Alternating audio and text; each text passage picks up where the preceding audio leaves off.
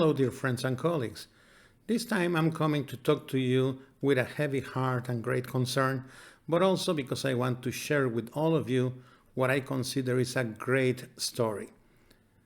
We all heard and we are all concerned about the terrible conditions that some of our colleagues are enduring in both medical and legal settings in the United States and elsewhere because of the COVID-19 pandemic.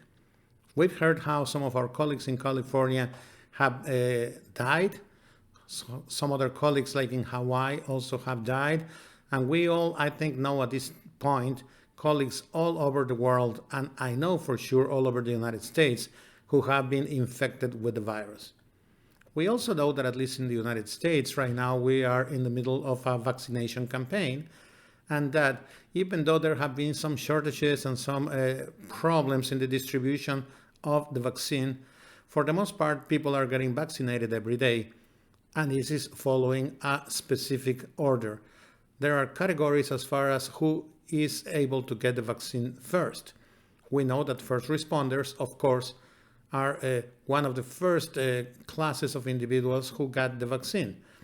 We know that many of these first responders included healthcare interpreters and emergency service interpreters as part of that category. So in many states, our healthcare interpreter colleagues have already been vaccinated or are in the process of being vaccinated. A different story happens when we talk about our court interpreter colleagues. Court interpreters could be assimilated to the next category, where they talk now not of first responders but of essential workers, because it is said that legal personnel is part of this category. Of course, the guidelines specifically mention attorneys, mention judges, and mention some other support staff in courthouses and jails and prisons. But of course, here we can understand that court interpreters are included as well. In some states, it's been interpreted this way. Some other places have been more reluctant.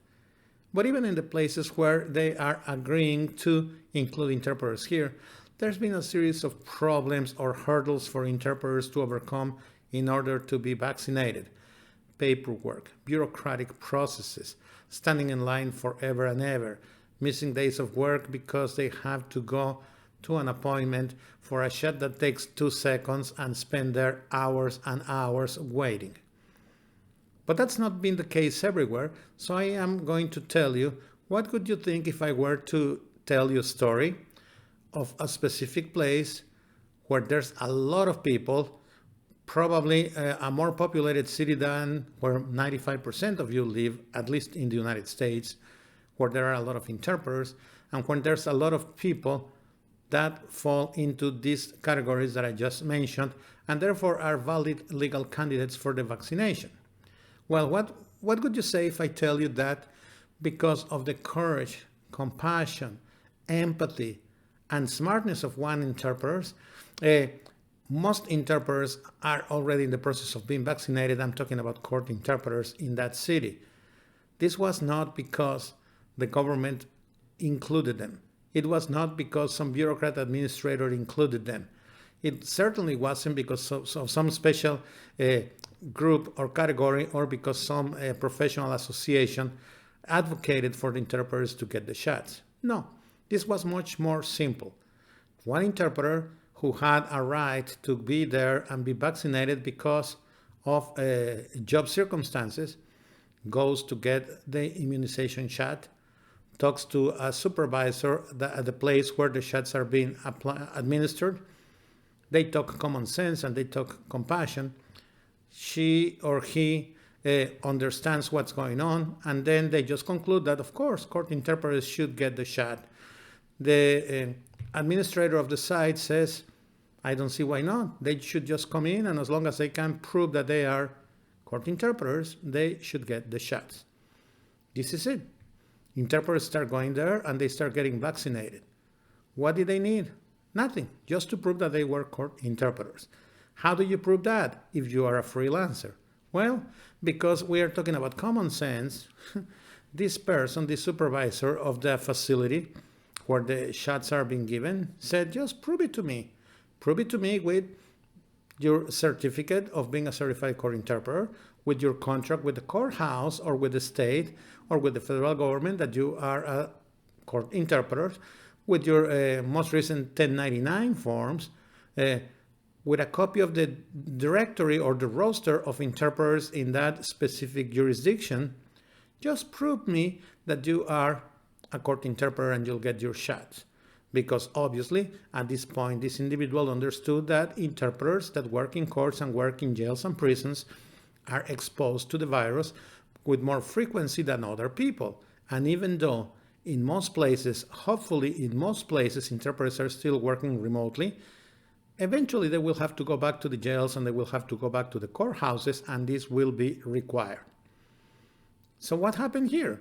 One interpreter that had a right to get the immunization shot had empathy, had confidence, had courage, and talked to the person that had common sense. And between the two of them, they solved the problem.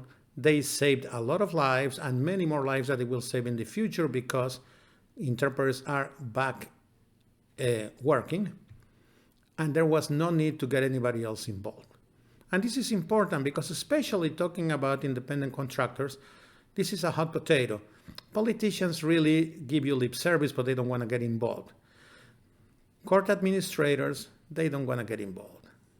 Chief judges, they do not want to get involved. State level politicians or federal level politicians, they don't either. People that work as staff and have a right to get the shots, they don't want to get involved because they are afraid of losing their job or upsetting their supervisor or boss, and therefore they just look the other way. Associations either go and talk to the authorities, who turn around and give you a bunch of requirements, paperwork, bureaucratic requirements, tons and tons of red tape. And by the time that you're done with all that, it's too late. Your number already came up for another reason to get the shot anyway. We don't need for this, or they didn't need for this, the work of any association that is timidly just saying, hey, I think interpreters should get a shot. They didn't need the participation of any professional association that co-signs a petition with the biggest and largest interpreting and translation companies and says on the same body of the letter, if you have any questions about who should get the shot, say, why don't you talk to the guy that is in charge of the agencies because he's going to speak on behalf of my members. You didn't need that either. You did not need the help of anybody. Well, this that I'm telling you is not a fiction. This did happen. I already got my shot. And I got my shot because interpreters can overcome and adapt to any circumstance. Just like we have adapted to distance interpreting, we can find a way to legally get our shots. And we can do it on our own without having to go through the greedy agencies, through the not interested politicians, through the people that are just looking after their own selfish interests in the system, or associations that just give you lip service and they are too timid to act because they wouldn't dare to go ahead and advocate just for independent contractors without having to advocate for agencies because they want to have the agencies happy. And of course, agencies and interpreters that work for agencies would not qualify for this because those are not first responders, because those are not essential workers. When you work for a courthouse or you work for a jail, you're directly contracted by that government entity, not through an agency. So I just want to tip my hat to the people that made it possible, to the people that got us vaccinated and are getting other interpreters also vaccinated right now. And I just give you this food for thought so that you take your own initiative. Don't be waiting for the associations. They are not going to help you. Don't be waiting for the labor unions. They ain't going to help you. Don't be waiting for the bureaucrats. They are not going to help you. And don't wait for the timid people that are just looking after their own selfish interests that work within the system. They are not going to help you either. But every now and then, and I think everywhere, there is going to be a person that has the empathy, the compassion, the courage, and the common sense to, once that they have a way to do it, they can have a dialogue with another person with compassion, empathy, and common sense that works in the system that is administering the vaccination, and they will find a way to immunize all the interpreters that deserve it. That is, all the court interpreters. Healthcare interpreters already got their vaccinations or should have gotten them because they are first responders. And other kinds of interpreters will have to wait for their chance because they really don't qualify here. This is not a call for all interpreters, but yes, it is for everybody that works in a court setting or in a jail setting. A lot of interpreters will get vaccinated this way. This is the way to do it. And please, let's find that courageous person, that person with common sense, and let's do it on our own. We are interpreters, we are resilient, and it's already happening. We already saw it happen. Please go ahead and do it and get your shots as soon as possible. Take care of yourselves. At least that is my opinion. Thank you very much.